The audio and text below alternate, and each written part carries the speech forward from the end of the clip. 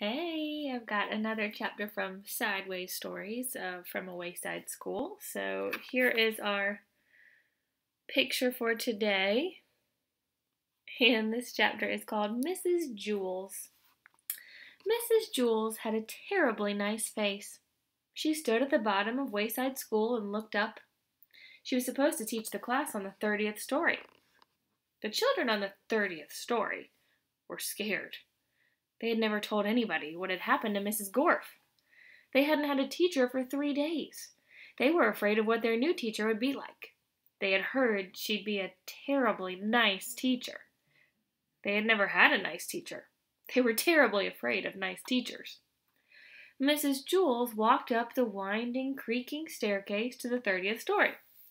She was also afraid. She was afraid of the children. She had heard that they would be horribly cute children. She had never taught cute children. She was horribly afraid of cute children. She opened the door to the classroom. She was terribly nice. The children could just tell by looking at her.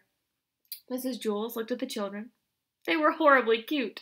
In fact, they were much too cute to be children. "I don't believe it," said Mrs. Jewls. "It's a room full of monkeys." The children looked at each other. They didn't see any monkeys. "This is ridiculous," said Mrs. Jewls. "Just ridiculous.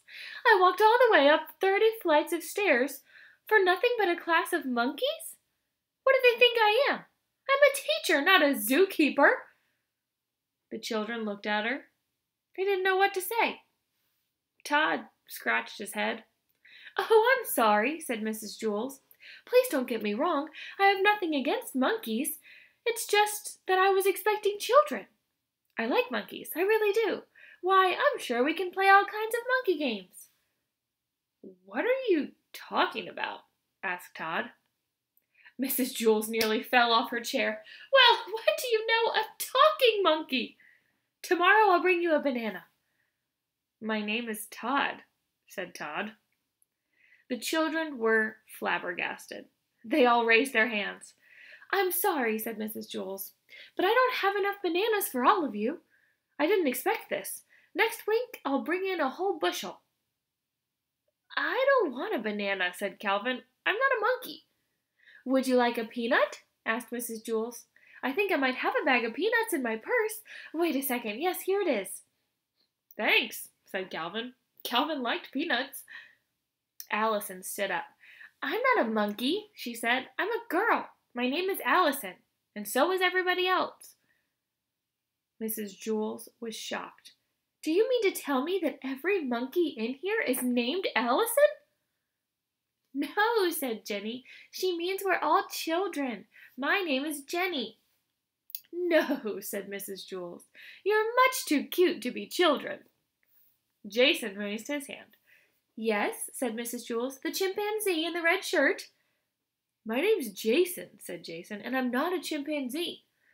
"Well, you're too small to be a gorilla," said Mrs. Jewls. "I'm a boy," said Jason. "You're not a monkey?" asked Mrs. Jewls. "No," said Jason. And the rest of the class, they're not monkeys either?" asked Mrs. Jewls.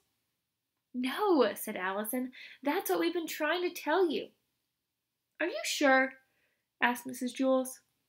"We'd know if we were monkeys, wouldn't we?" asked Calvin. "I don't know," said Mrs. Jewls. "Do monkeys know that they're monkeys?" "I don't know," said Allison. "I'm not a monkey." "No, I suppose you're not," said Mrs. Jewls. "Okay, in that case we have a lot of work to do. Reading, writing, subtraction, addition, spelling. Everybody take out a piece of paper. We will have a test now." Jason tapped Todd on the shoulder. He said, "Do you want to know something? I liked it better when she thought we were monkeys." "I know," said Todd. "I guess now it means she won't bring me a banana." "There will be no talking in class," said Mrs. Jewls. She wrote Todd's name on the blackboard under the word discipline. Bye. See you next time.